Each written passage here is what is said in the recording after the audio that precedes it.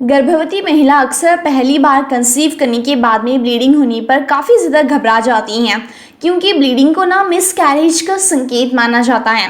कई बार कुछ महिलाएं प्रेगनेंसी की पहली तिमाही में पेट में दर्द, उल्टियाँ, चक्कर आना या चिड़चिड़ापन जैसी प्रॉब्लम से परेशान रहती हैं, तो वहीं ब्लीडिंग होने की समस्या भी रहती हैं।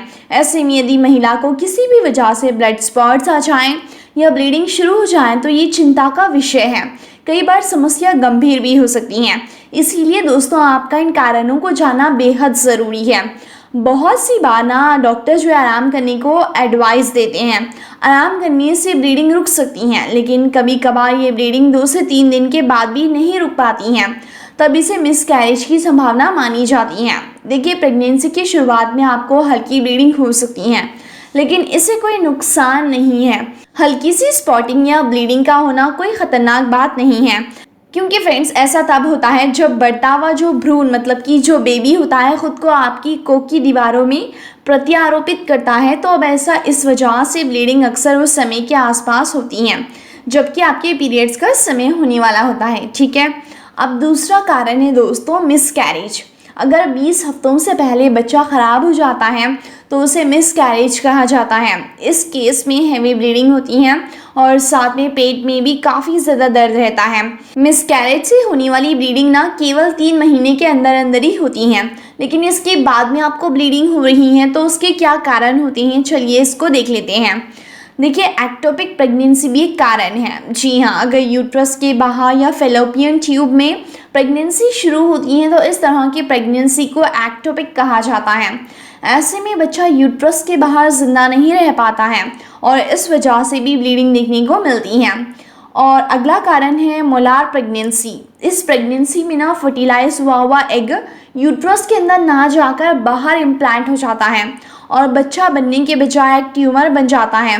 इस केस में भी ब्लीडिंग देखने को मिल सकती है। ठीक है, और अगला कारण है सर्वाइकल पॉलिप्स। ये सर्विक्स के अंदर नॉन कैंसरस ग्रोथ होती हैं। इसमें ब्लीडिंग देखने को इसीलिए मिलती है क्योंकि शरीर में एस्ट्रोजन लेवल बढ़ जाता है, तो आपको ब्लीडिंग ऑटोमेटिकली हो जाती है। और दोस्तों अगला कारण है इम्प्लांटेशन ब्लीडिंग। इस केस में एग यूट्रस की वॉल पर इम्प्लांट हो जाता है और हल्की हल्की सी ब्लीडिंग होती है। शरीर जो है ना ब्लड वेसल्स को यूट्रस तक बढ़ाता है ताकि बच्चे तक खून पहुंच सके और इस वजह से भी ब्लीडिंग देखने को मिल सकती हैं।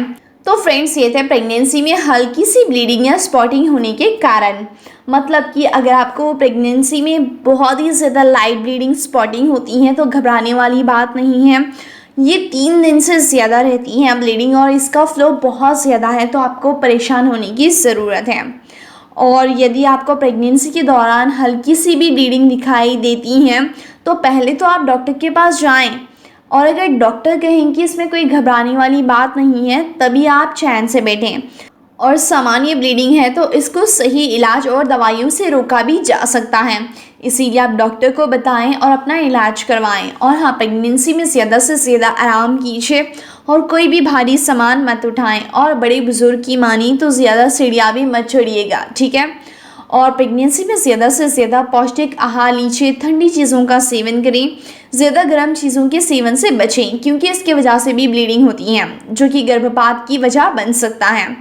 प्रेगनेंसी के दौरान खूब सारा पानी पिएं, क्योंकि दोस्तों इस दौरान ज़्यादा पानी पीने से यूरिन के इन्फेक्शन और वेजाइनल या गर्भाशय से जुड़े इन्फेक्शंस दूर हो जाते हैं और इस वजह से ब्लीडिंग रुक जाती है। इसीलिए ज़्यादा पानी पिएं, पौष्टिक आहार खाएं और हेल्दी प्रेगनेंसी को आप एंजॉय करें।